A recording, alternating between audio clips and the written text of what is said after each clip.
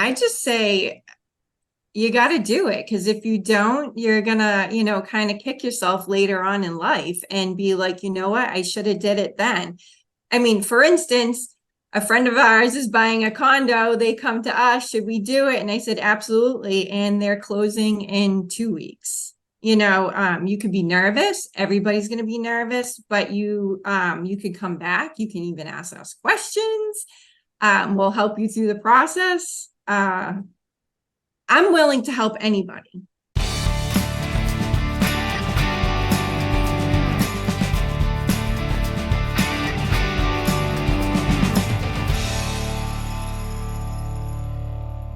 Hey, what's up, all my real estate peeps? Welcome back to the Why Not Real Estate podcast. My name is Brian Lucier, host of the Why Not Real Estate podcast, and I'd love to introduce you to our platform where we dive into rental properties, real estate, in my opinion, as the best investing class above all other rental classes, multifamily real estate.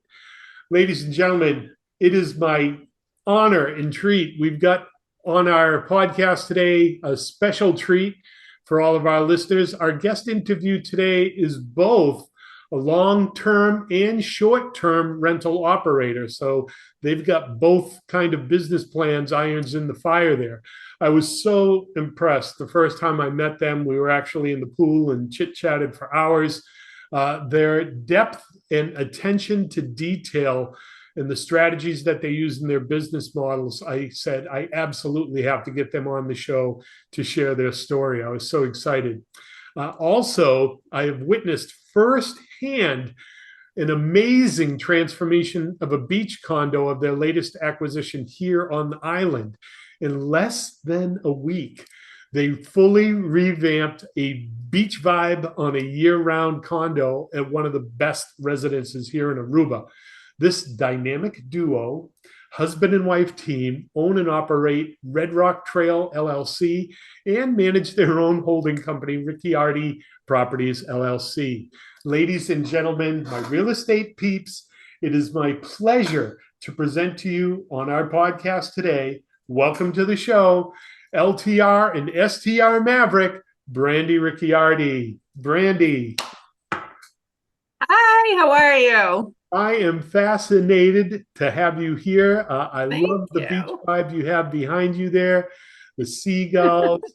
You got a nice tan, not bad for Massachusetts. Oh, thank you. Yeah. So how long have you been back in Massachusetts right now? So about almost 3.5 weeks. So we just came back from Aruba, and so we've in Massachusetts, it's been raining a lot.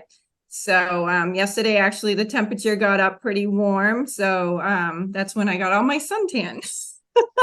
Nice. I am going to switch this over to speaker mode. So now we can see you. And then when I talk, we'll see me. So I just switched that over. That's good now.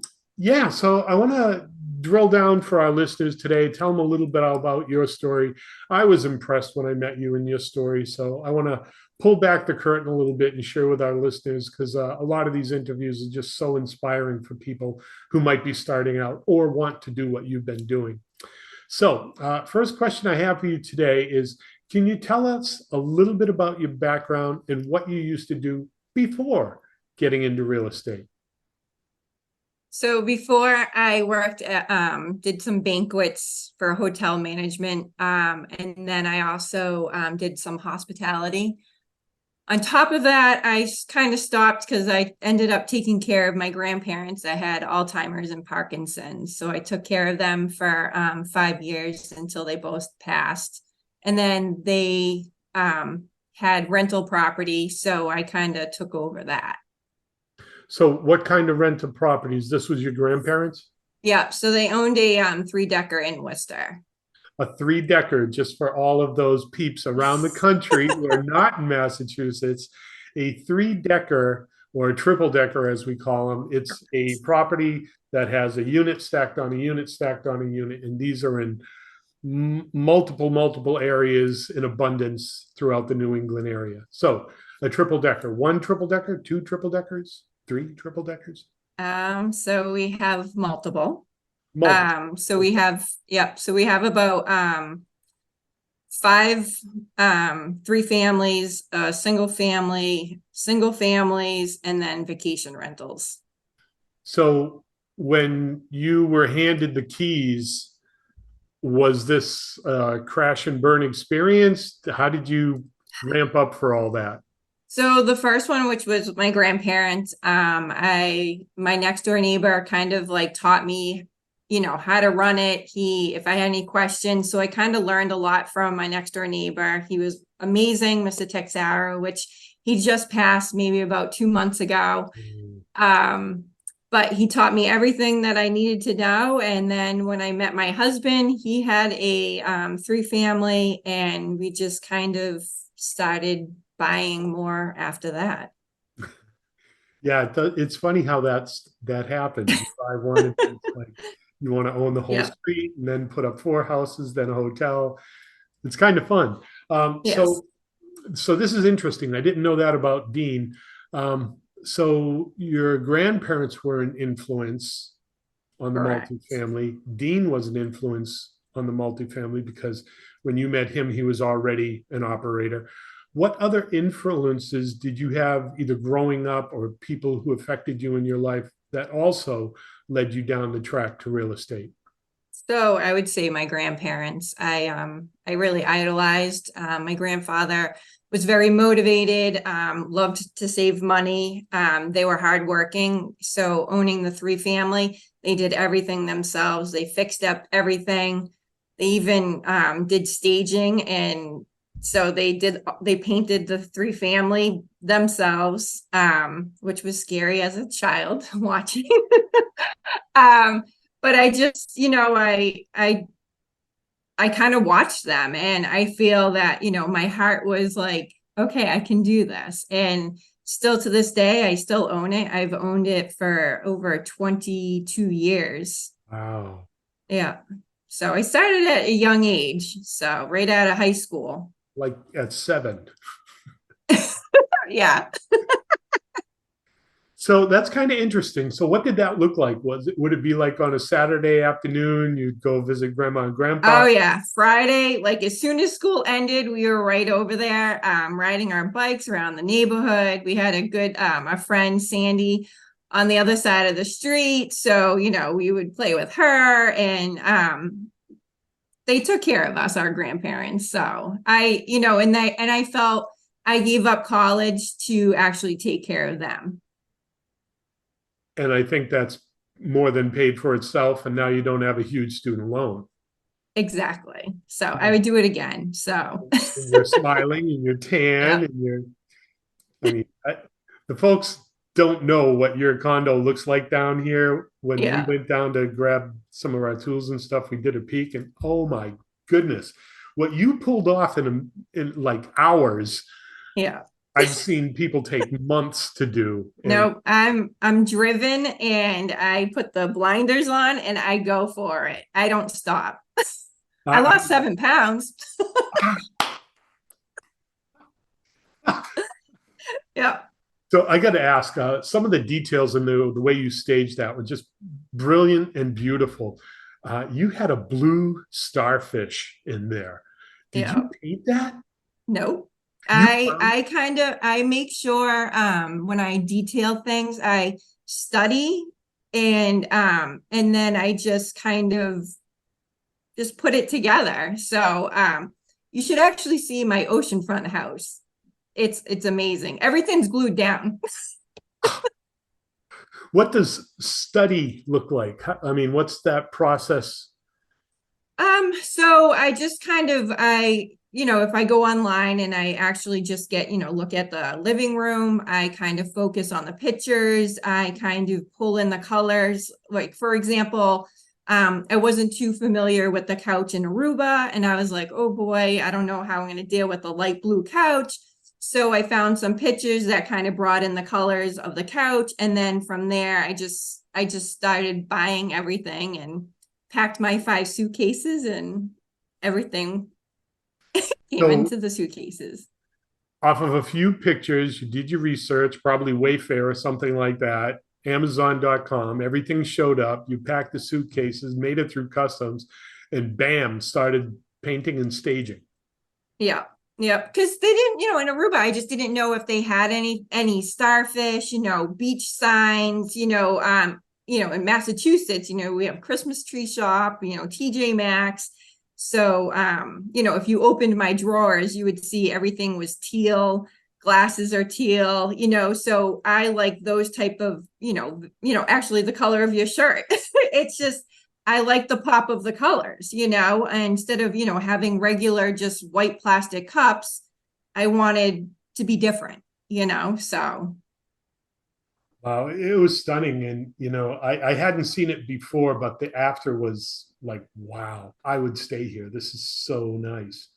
So thank you. little plug for you on that. A little plug for you.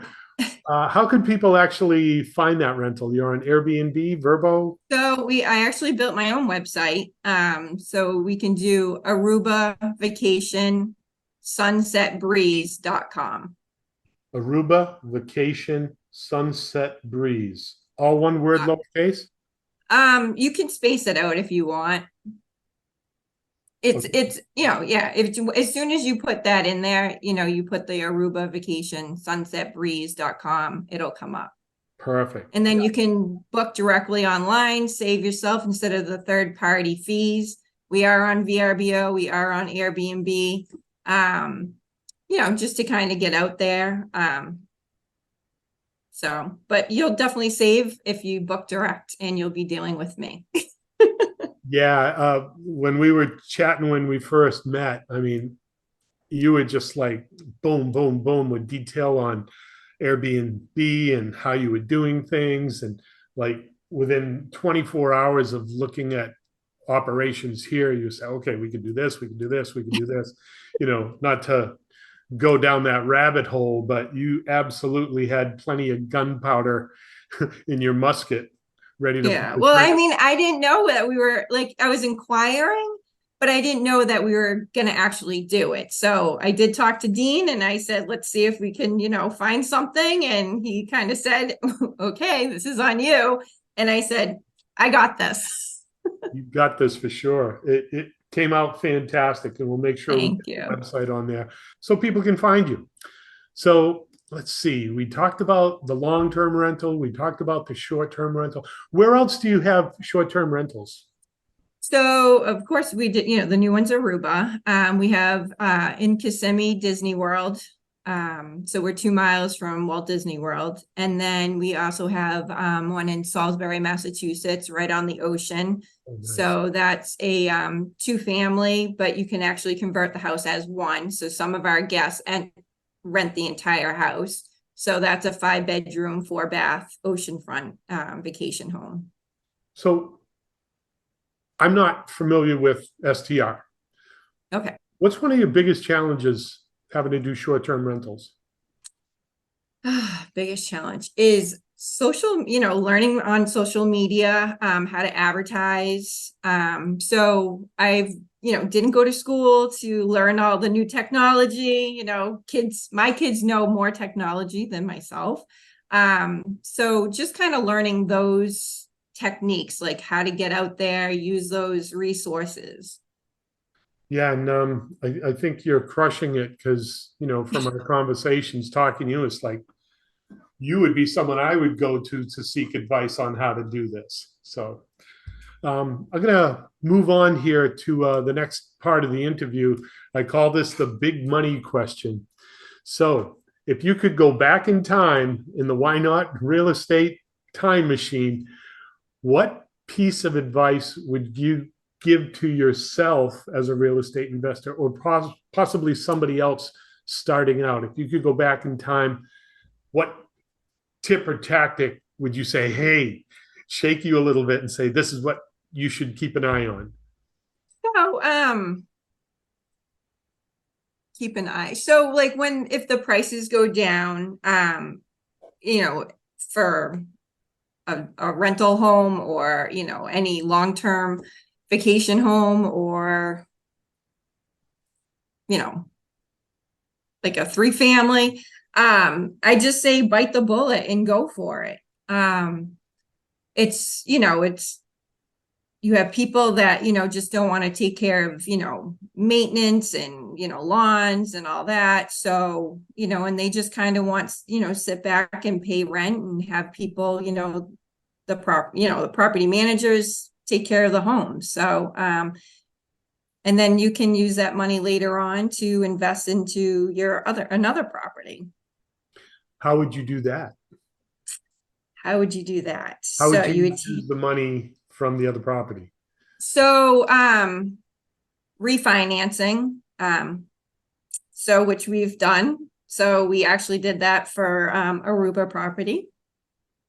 We one of our 4-family homes, we paid down pretty much, and the value was very high. So we just said, let's take that money out. And then we also used some of our life insurance. We opened a life insurance and use it as a savings account so that we can actually put a down payment on any properties that we have. So we've actually done that for maybe 3 properties, and then we just pay ourselves back.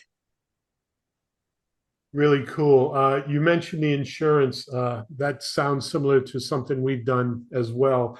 Is that the whole life policy where you can be your own bank type thing? Correct. Yep. Bank on yourself. Yes, bank on yourself. Yes. So the advice you gave was to bite the bullet, look for those prices going down, and just buy something that makes sense. So would that have been the advice you have given to yourself or somebody else, or? Well, Dean's usually the talker, so which is my husband, and he advocates, and a lot of people go to him and just, ask him questions on, well, should I do it? Should I don't do it? And he always says do it because, for instance, we were away on vacation and these other family does commercial buildings, and they've never done a vacation home. And then my husband actually talked them into it, and we get a phone call literally not like 3 weeks later, and they said, we just bought 3 properties in Cape Coral. And I was like, what? And that was all from like Dean, talking to them. Wow, the dynamic duo for sure, huh? I know. Okay, so that was really good. Just bite the bullet, get started. Let's see. Anything else you want to add to advice in our time machine portal before we move on? Well, ask me a question. Maybe I can answer. Okay. For that person that's possibly watching this right now, sitting on the fence, all like, wow, they're doing long-term, they're doing short-term. What encouragement would you give them to get off the fence? Let's see. I just say you got to do it, because if you don't, you're gonna, kind of kick yourself later on in life and be like, you know what, I should have did it then. I mean, for instance, a friend of ours is buying a condo. They come to us, should we do it? And I said, absolutely. And they're closing in 2 weeks. You could be nervous. Everybody's going to be nervous, but you could come back. You can even ask us questions. We'll help you through the process. I'm willing to help anybody. So, I mean, just yesterday, one of my guests comes up to me and he goes, all right, how do you do it? I want to do what you do. And it was so funny. I thought there was something was wrong. I was like, oh no, did the heat turn on or something? He goes, no, I want to know how you do it. And he goes, will you teach me? And they're from New York. And he said, he's a police officer and he just wants to do what I do. And he absolutely said, I did an amazing job in the beach house. And he said he would be nervous.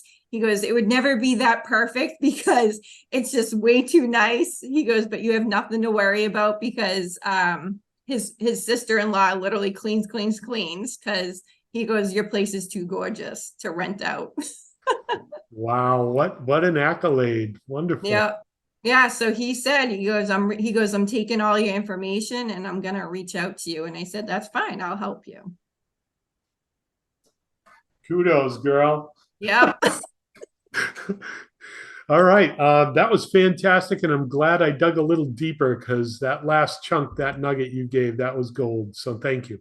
You're So welcome. let's keep moving along. Uh, what do you think would have been the best deal you ever did? What type of property was it? How did you find it? And how did you finance it? Okay. So I had to think really hard on this. So there's two. Our four family at the time, we had bought one in Worcester. It was the top of the market. But once again, I don't want to keep repeating myself, but we bit the bullet. It was more than that we could chew. But it's been the most revenue building that we've had, and that was the property that we refinanced to buy Aruba. The second property is our oceanfront in Salisbury, Massachusetts. I was inquiring about the house next door to buy. It needed a lot of renovations. And the owner said, no, you don't want to buy that house. And I said, oh, okay. But I said, I do some construction and she goes, well, I'm going to be selling mine. And I said, well, I can't afford yours. Yours is too nice. And my husband ended up talking to her. And then all of a sudden we reached out to a bank that we use in Worcester, Avidia Bank, and they were willing to give us the money to buy it because they knew that what we do. And so they just allowed us to do the financing, and we did end up pulling out the money out of the life insurance too, just to do like a down payment. So the Salisbury, Mass, that was the two family. Correct. You found that because you were looking at the property next door, and the neighbor probably came up over the fence or something like that. Well, she was on the beach and said, she's like, you don't want that. Ah, okay. So just chit chatting. I mean, you have a gift for just being warm and hitting Yep. it off with people. You got into a conversation. Dean worked the conversation, the relationship with her, got her property under agreement. You leveraged the four family, which was probably a refinance cash out, and you did the be your own bank insurance policy. The relationship you had with the Vita Bank, they were able to set up the mortgage for you, and you pulled that one down. Yep. So that one's our weekly rental that we do from June through September. So, and we're always fully booked. Like this summer, I start getting all my repeat guests to come back over and over. Wow. Repeat customers. Wow. Yep. I'm not a short Yeah. So rental guy, but I'm liking the flavor of the Kool-Aid here. well, the thing is, we have a condo across the street, so they kind of know that, I keep an eye on it. I do, introduce myself if there's somebody new, I put the smile on and, I'm just friendly, and we create a good relationship. And then when I'm on the beach, they're like, oh, Brandie, hey, we'd like to, come back next year. And I'm like, all right. So we get a deposit, and then so that that's reserved, and then so that so that they can come back next year. So way at the beginning, you mentioned you had some hospitality background. I'm sure there were some of the stuff that you learned there that worked its way into your short-term rental business. What kind of experience as the hospitality industry helped you to set up short-term rentals? Know how to hustle and juggle. So mostly hustling. It was just a fast pace, doing, weddings or bar mitzvahs. And I guess I didn't stop, I don't know, when I'm driven, I just keep on going until somebody pulls me back and says, all right, it's time to sit down. Yeah, I don't even think I saw you when you came down to Aruba. You were like, "Hey, we need some tools," and we dropped them off. Yeah. Boom. Yeah. Dean was begging me to be like, can we eat? It's 8:30. And I'm like, he's like, you're not hungry? I'm like, nope. Hello, Pokiono. Yeah. So let's jump over to the four family deal. You said that was one of your other flagship properties. That was a four family in Worcester. How did you find that, and how did you do the financing on that? What's the story on that? So how did we find that? I think just on one of the MLS. Um, we've had that property for maybe 20 years. We financed it. Oh my goodness, it's so long ago. Through a bank. I don't, they ended up, because we had I already had the property of Strathmore. I didn't owe that much money, so I pulled some money out of that and then put a down payment on the four family. So that's how we started doing the four family. So that's a really interesting concept. I want to just unpack a little bit. I used to call that milk money because Milk money. we used to do the same thing. We would have a three family. I would call it a calf. You fatten up the calf, you milk the cow, bring the milk to market, buy a new calf. Exactly. Repeat and rinse, repeat and rinse. So, how many times in the 20 years have you refied the four family? So actually, this is the only two times. The first time, I'm trying to think, I don't know, really remember the first time, but this time buying the property for Aruba was the actual where we took all the equity or most of it. I think they were only able to give 70% or something. So we were able to put a good chunk down for Aruba. So, without giving any numbers to our listeners here, I don't want your phone ringing off the hook. You had a purchase price for the four family. Well, what was the purchase price on the four family 20 years ago? 20 years ago. So back then it was pretty high. It was 480. Yeah, that was kind of high back then. You did mention that you bought it at the top of the market. So, Exactly. It was. and Yep. I'm guessing that you've probably in those two refi pulled out more than half.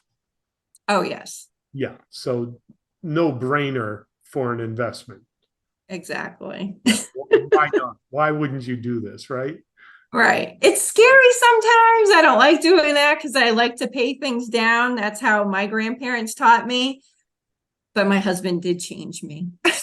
Well, I mean, just getting off the couch, putting down the remote and saying, "Hey, we're going to go buy a four family." I mean, that beaucoup de courage. You know, that's Right. that's a lot And of it was in the time of us building our own house too. So it was like it was a little scary. yeah. So that was right around what 2002, 2003. Yes, you're exactly right. So that was probably about 5, 6 years before everything went to hell. Yeah. Pardon me. Okay, so you obviously even okay. I gotta say this here. You bought it high in the market, Hi. Correct. and you went through a valley in real estate holding a property. You had the bravery, the gumption to get through that. It absolutely paid off. Yes, it So has. buying it high, and then bam, we hit what they call the biggest recession depression I've seen in real estate since I've been an investor. Here you are on the other side, gorgeous tan, beautiful beach house, wonderful story. You just had to like put on your big girl pants and get through it. Right. Yeah. So there was a lot of talking, Dean and I communicating. I mean, he has, running his, Massachusetts, and then him coming together and just, talking and communicating, how can we get through this? But to be honest with you, the tenants in the tenants that we have in our 4 family have been with us for 15 years. They have not moved out. Wow. Yeah. So we have a good relationship with them. They're still there in the home with us today. We've only had really one person move out on our 3rd floor, so everybody gets along. So most of our tenants have been staying with us for quite some time. That is wonderful. That's a testament to your operations and how you treat your residents. I mean, we do the property management bit, and we work for a lot of different landlords, and someone like you, it would be a wonderful client. You don't need us. You got this.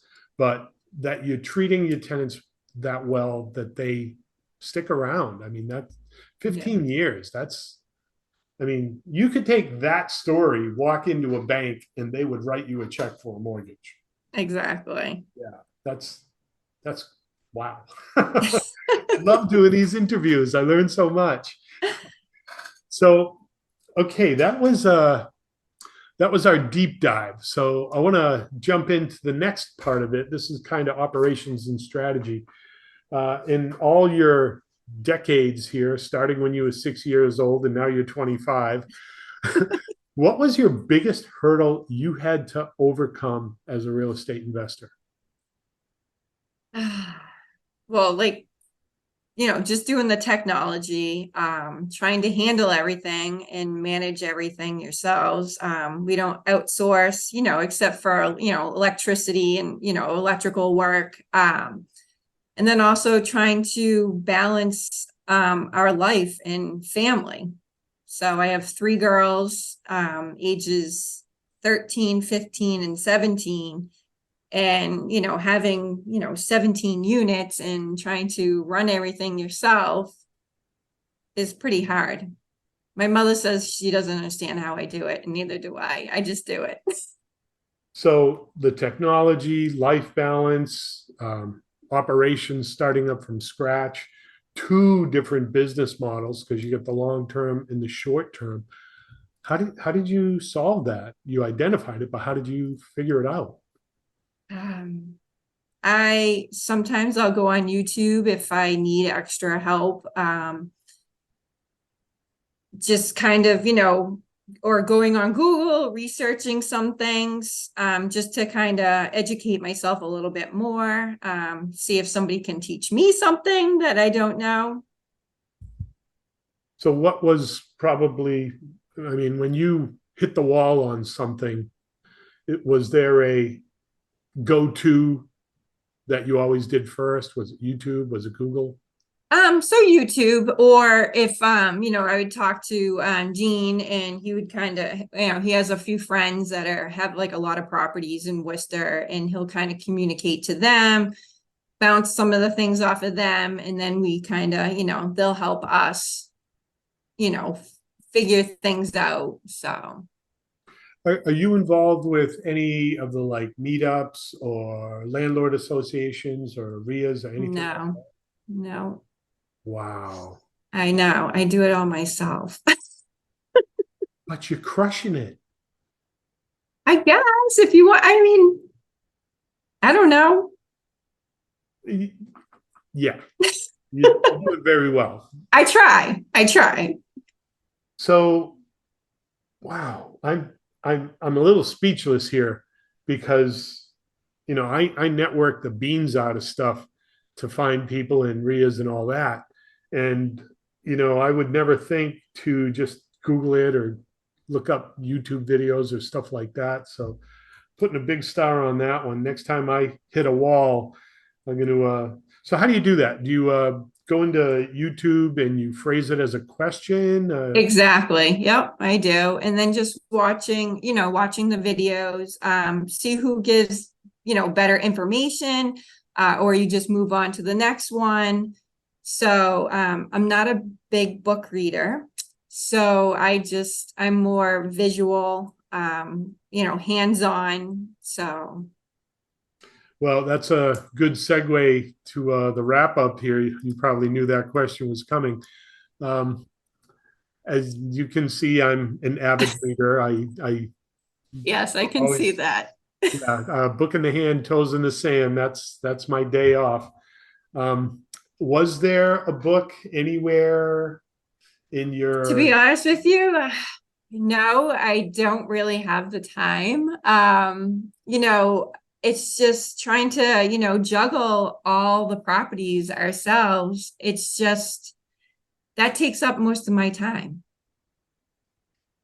so technology was one of your biggest challenges, and now it's one of your largest assets. Yeah, I still need to learn more. Trying to get some people to kind of, help me to, learn, marketing on Facebook or, how to do on Google, get everything out there so that it makes my life easier. I did get a platform, software management company, to help me do the vacation rentals. I've been putting it off for, I want to say 10 years. I just started doing owner res, and it's literally saved me. It's still a learning process, but it does all your emails automatically after you set everything up. It takes payment. It does door codes. Oh, wow. Oh yeah, everything. It's amazing. And what's the name of that? Owner res. Owner Res. Yep. Nice. And did you do like a test with one of your properties, or did you just drop the whole box in there? So I did the Florida, the Disney World property. I started off with that, kind of, did a trial run, see how that works. I used to do everything manually, send all the, every email to every single guest when they were paying and all that. So now this program just does, you set it all up and it sends emails to guests without me even sitting by my computer. So, It's amazing. so you can pre-script message, welcome, by Yep. the way, here's these restaurants, whatever. And maybe on the third day, it's like, hey, is everything going okay or whatever? I mean, your hospitality background, I'm sure you've like mapped out this wonderful experience all the way to the guy across the street in Salisbury coming across and saying, I want to do what you do. Now, you rolled out the Florida property. Are you using it in your other properties yet? So we had two properties in Disney World. I ended up selling one of the properties myself. Did not use a realtor, and we took that cash and put it towards that Salisbury Beach property. So that's where we had the cash to put down for the oceanfront property. Are the other short-term rentals on owner res yet? Correct. Yes, they are. Yep. So now all your short-term rental is owner res, Correct. Yes. and you're happy. So yes, I am. I'm still learning, but it's saved me, I want to say 6 hours of work. Every week? Yeah. I was literally, okay, when's the next guest? When you have like about 5 guests, checking in, you need to know when someone's paid, when somebody's doing a security deposit, door codes, gain access. It's a lot of work, short-term rentals. Long terms are easy. Set it and forget it. So Yes. I'm doing the math here. 6 hours times 52 is 312 hours on a 40-hour week. That's almost 8 months. Mm-hmm. Yep. So my kids would always be like, woohoo, mom, mom, mom. And I'm like on the computer typing, and I was like, hold on a second. So I have the best kids. I'm very lucky that they still love me. Because it did. I mean, they were at my Vanessa was in a bucket seat when I started Florida. Wow. So, and that took a lot, away from them, but trying to juggle. So in a way, I wish I did own a res back then, but the kids still love me, and now they actually help me clean our vacation home next door. So now it's all coming full circle. Yep. I'm So starting to hire them to do some of the work. have them form an entity, do it as a Yep. business, and train them on that as well.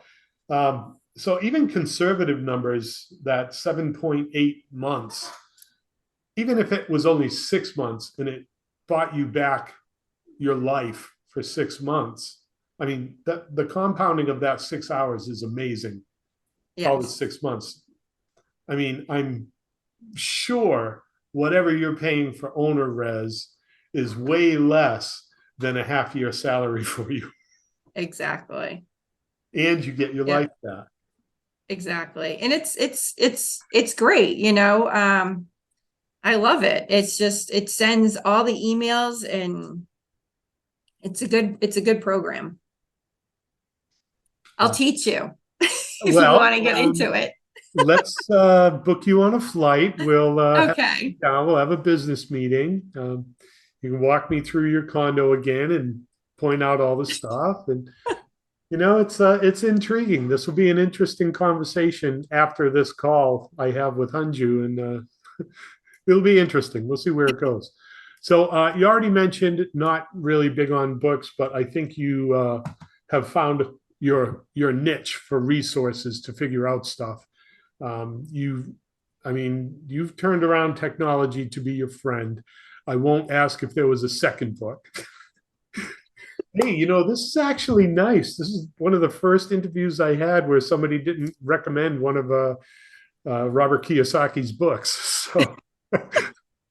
So nice. It was nice. So, okay. So here you are, you got your life back. You pulled down this incredible Aruba property. You've got Florida, you've got Aruba, you've got beach, beach, beach. You've got your long-term rentals, which are set it and forget it. 15 years you've had the same tenants, so you obviously have your operations down there. So what's the next chapter? What's next for you and Dean, and why not get started today?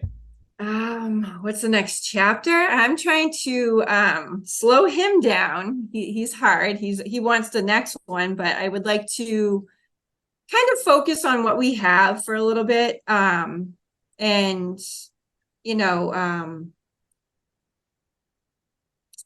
I don't know. I want to focus right now. It's just, I think we have a lot on our plate. And I'm happy with what we have. I would like, to see, Aruba take off. It's a great, property, beautiful setting, amazing people that live there, like You're yourself. one of them. Thank you. Thank you. Everybody's so kind. That was one of the big things, that the reason why we bought there is all you guys. You made it. Well, we're happy to have you as a neighbor down here too. Thank So you. when you say focus on it, I mean, like, is this fine tuning the operations kind of? Yeah, fine tuning. And we've talked about, maybe outsourcing, to a property management company, just to kind of, take some things off our plate, like you have lawn, plowing, upkeep of the apartments to try to, keep everything, when you have like 20 toilets and 20 showers, it's a lot. Oh yeah. So, I mean, we do all the work ourselves. I know how to tile. I get down and dirty. I clean, change toilets. I'm an amazing painter. So really we do everything. I even plow. Wow. Yep. Nothing sexier than a girl in a truck. Please send picture of truck. Yes, it's big. So yeah, it's kind of fun, isn't it? It is. You build the machine, you get it running. This is a real estate business. That's the machine. you get it running and you get to tweak it and fine tune it and, see what's working, do more of that, see what's not working, take that off your plate. And, it's a wonderful story. You started with your grandparents. Best advice is to bite the bullet and just get started. Exactly. Your stories of building those relationships, the MLS, even buying at the top of the market, turning around full circle, getting through the valley. And that is one of your flagship properties. Probably not best bought at the right time, but here it is 20 years Right. later. Your operations are crushing it. You've got your Airbnb people coming across the street wanting you to mentor them and train you how to do this. Your long-term renters have been there decades. And now you're sitting back, you've bought back some of your time, and you're able to exhale, look at your operations, say, what can we do better? What should we not be doing? And it's kind of interesting when you get through all that. What is the next chapter, and why not do it today? So if all this were off your plate and everything was running and you didn't have to do anything, what would you do? Go visit Aruba and sit back and relax. I am a big beach person. I've talked to Dean about it turning, the apartments into condos, so that kind of, that the person can actually buy a unit. So that's kind of on the topic, but he feels that, keeping it as apartments is better. It's just there comes to a time, I mean, how much more, can we take off of our lives, because it's a everyday operation. You hit on something really important.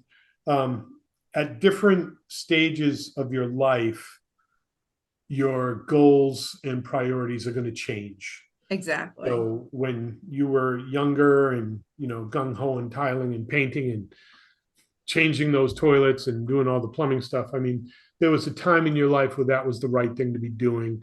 Now you've got your assets. They can give you back some fruit where now you can exhale a little bit. So, and, we're in the same boat. I'm sure I'm way older than you, but we're looking at that next chapter. Like the first 20, 25 years, we hustled and did what we need to do, buying a lot of smaller properties. And now we're flipping the page. It's like I've got less time, so we want to buy a bigger property. And that's kind of where we are. And that's the premise of the Why Not Real Estate podcast. Personally, I think multifamily real estate will get you where you need to be. You just have to hold on tight. I mean, it's not always going to be easy ride. It's not get rich quick. It's definitely a long-term plan. But, over and over and over, I meet people like yourself. We get them on, we hear their story, and we see that theme and that thread going through. So I really want to thank you for sharing. This is so cool. Oh, you're welcome. Thank you. So here we are. We're pretty much wrapping it up. How can our listeners, I mean, I want to be careful here. I don't want you to get bombarded with 100 people wanting you to be the short-term rental coach, but maybe that's what you want. Maybe that's the next chapter for you. I don't know. How can our listeners get in touch with you for more information? So they can reach out to me either by email at Brandie, BRANDIE, L24@gmail.com. Okay. Perfect. I'll put that in the show notes. So this has been fantastic. I want to thank you so much. You're welcome. I won't tie up in time. I'm sure you've got a beach chair out there waiting for you. Oh, the sun's coming out, but that's all right. Well, we'll get you out there. I cannot thank you enough. This was so much fun. When are you coming back down the island? So I think maybe Dean's turning 50. So I think we're going to come September 20th through the 27th. Okay. So when's Dean's birthday? The 25th, September 25th. Oh, right in the middle. Yes. We're gonna be. I'm not sure what the date is, but my grandson's birthday is the 16th. So I know around that part, we're going to be in Los Angeles, but we're Uh-huh. probably going to be back here towards the tail end. I'd love to hook up with you. And I know, definitely. yeah, We missed you last time. yeah, I think we've finished a couple other projects here and we've started a few other projects, but none of Yeah. them will work. Brandie, I cannot thank you enough. This has been wonderful. Brandie from Red Rock LLC and her husband Dean crushing it in long-term rental, short-term rental. I want to thank you again so much, Brandie, for being on our show today. And thank you, everybody else, for tuning in with us. This is Brian Lucier from the Why Not Real Estate Podcast signing out. See you on the next Bye. one. Bye.